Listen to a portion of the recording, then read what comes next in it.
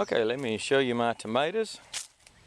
These are all, or these that I'm going to show you, are all celebrities. That's a yardstick.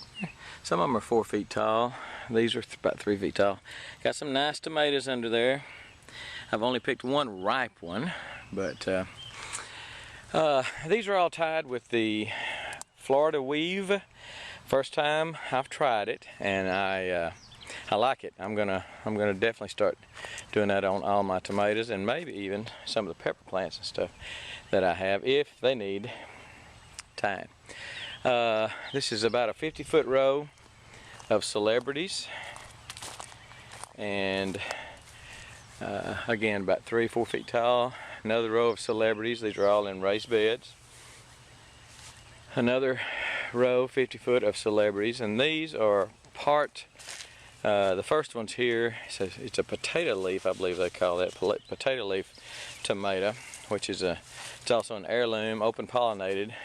And these are almost tall as I am. These are getting close to 6 feet tall. Got these in cages. I'm not doing the Florida weave on them. These are called watermelon beefsteak. My first year to do them, but it looks like they're gonna produce real well. Hopefully they'll get real big. And all of these I have fertilized using the Mittleider Weekly Feed. And this is the best looking stand of tomatoes I've ever had in a long time, a lot of years. But again, these are all from about here down. These are all the watermelon beefsteak. They're all about the same height, about 5 feet. And then from here down are Rutgers. They're doing real well. I planted these pretty good while, several weeks after the celebrities, but they're still doing pretty well. And I need to show you how to do the Florida weave. Not that I'm an expert at it, but like most of my videos, I'm not an expert at what I'm trying to show you in my videos, that if I can do it, anybody can do it. So, but the Florida weave is pretty cool of how to tie your tomatoes. And some of you maybe up north are getting to the point where you need to start tying. And so I need to get out here, but I kind of need somebody to film it for me, because it's hard to do. Probably going to be hard to do with one hand. That's why I hadn't done it yet. And I'll tie these probably a couple more times. I've got T-posts on the end. I'll tell you what I'm doing, and I don't know. Probably not going to show you today, but T-posts on the end.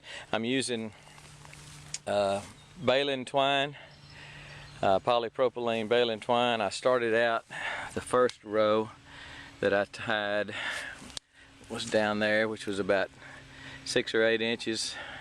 Went up another 6 inches, tied again. Went up another 6 inches, tied again. Went up another 6 inches, tied again. On the T-posts, I have some in the middle, about every 10 feet maybe. I have these are just 3/8 rebar. Drove them in the ground, and they seem to be doing a pretty good job.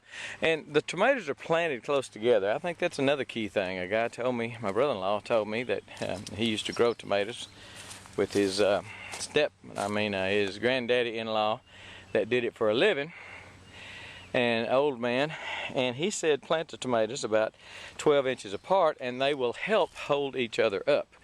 So not only do they have the Florida weave, but they're planted real close together. And some of them were kind of stragglers. I tied up a few of these. I had to get in here because they were kind of late in coming up, and they were spilling out in the aisle here.